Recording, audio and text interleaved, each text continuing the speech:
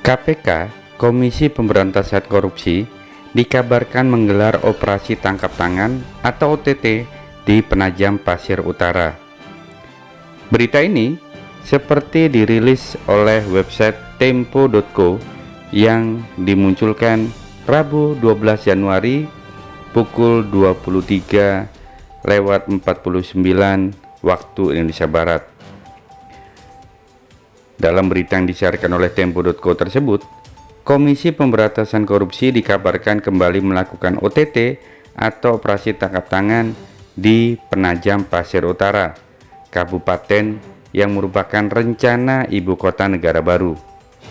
Menurut sumber dari Tempo, operasi tangkap tangan dilakukan setelah maghrib tadi, yaitu Rabu 12 Januari 2022. Belum diketahui detail perkara dan siapa saja yang ditangkap dalam operasi senyap ini. Wakil Ketua KPK, Nurul Gufron, belum merespon pesan konfirmasi terkait OTT ini. Begitu juga dengan pelaksana tugas juru bicara KPK, Ali Fikri, juga belum merespon konfirmasi dari pihak tempo.co. Sementara itu, jika menilik berita yang sudah muncul di beberapa media pada September 2021 lalu, Komisi Pemberantasan Korupsi memberikan atensi khusus terhadap pembangunan rumah dinas yang ada di Penajam Pasir Utara. Hal ini dilakukan jangan sampai ke depan pembangunan rumah dinas ada hal-hal yang menyeret pejabat PPU atau Penajam Pasir Utara ke ranah tindak pidana korupsi. Ini seperti disampaikan oleh Ketua Satuan Tugas Koordinasi Supervisi Wilayah 4 KPK, Wahyudi, pada saat monitoring dan evaluasi dengan Bupati Penajam Pasir Utara beserta jajarannya secara daring atau online Kamis 9 September 2021.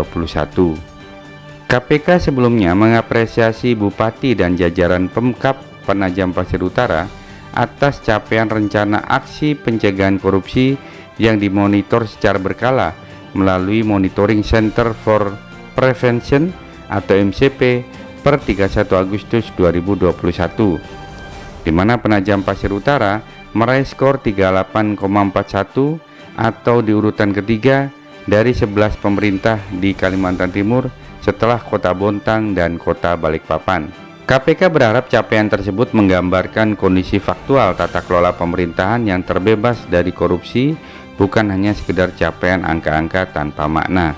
Menurut Wahyudi, capaian MCP yang masih rendah terkait manajemen aset, yaitu 16,16% dan perizinan 22,21%. Dari 8 rencana aksi area intervensi, KPK menekankan terkait pembangunan rumah dinas. Yang pertama adalah pelibatan inspektorat, dalam hal ini pendampingan mulai perencanaan, penganggaran, termasuk implementasi standar biaya dan juga harga satuan pokok kegiatan. Kemudian pengendalian dan pengawasan seperti review, terutama terkait proyek-proyek strategis yang ada di Kabupaten Penajam Pasir Utara. Sementara itu, dalam monitoring tersebut, Bupati Penajam Pasir Utara Abdul Ghafur Masud turut hadir menyampaikan bahwa selama 20 tahun Penajam Pasir Utara tidak memiliki rumah dinas dan pembangunan ini hanya melanjutkan perencanaan bupati sebelumnya. Pemkab melaporkan 2015 masuk tahap perencanaan, 2019 masuk tahap penganggaran, dan 2020 masuk tahap pelaksanaan dengan nilai 34 miliar dengan masa pelaksanaan 180 hari kerja. Sebesar 21 miliar sudah dibayarkan, tetapi karena refocusing anggaran sebanyak 35%, sisanya 13 miliar diusulkan dalam APBDP 2021. Hingga kini belum diketahui apakah operasi tangkap tangan tersebut terkait dengan pembangunan rumah dinas ini atau yang lain.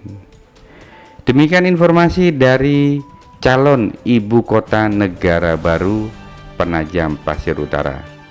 Ikuti terus channel ini, tekan tombol subscribe dan juga tekan loncengnya. Sampai jumpa, salam sehat dan bahagia.